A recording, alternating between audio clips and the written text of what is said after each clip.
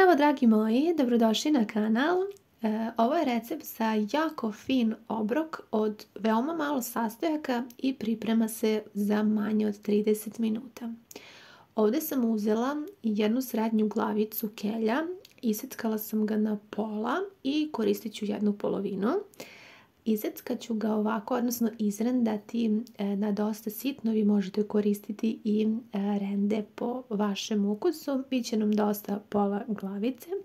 Sada uzimam i jednu veliku šargarepu. Nju ću da izrendam na ovo najsitnije rende. Vi po želji naravno možete i krupnije. Ovo je bio moj izbor. Dodajte u posudu, a sada će nam biti potreban i jedan limun koji ćemo preseći na pola i iscediti sok od pola limuna, pa dodajte u jednu posudu.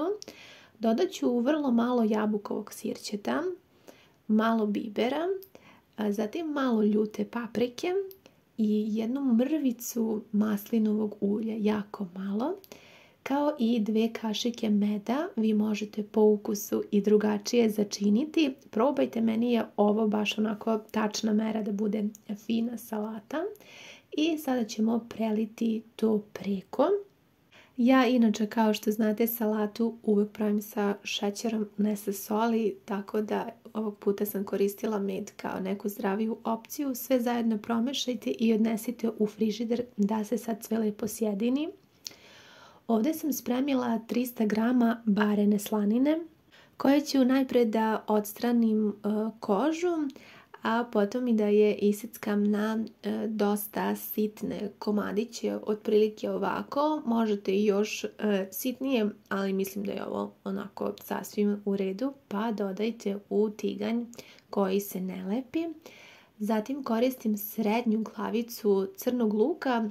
Luk možete i da izrendate čak na rende ili da ga iseckate izuzetno sitno, pa dodajte u tiganj i odnesite na jako zagrejanu ringlu da dinstate. Slanina će u početku pustiti svoju masnoću, pa je dinstajte tako. Posolit ću malo po svom ukusu i to je sve od začina što sam dodala.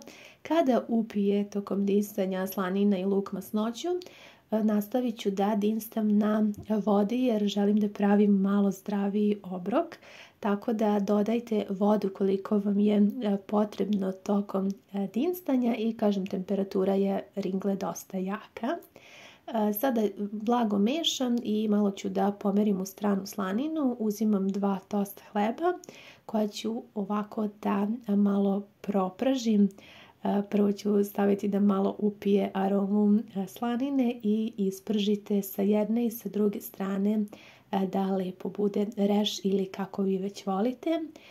Mešajte naravno i slaninu da vam ne zagori. Tost hleb je gotov, ostaje nam još samo da propržimo slaninu. Ja volim da to bude malo rešije. Dodajte po potrebi još malo vode i to je to, slanina je gotova. Salata je taman stajala u frižideru i sve se jako lepo ukombinovalo. Slaninu sam ispržila onako po svom ukusu, ni previše ni onako da bude živa, baš je lepo onako izreširana.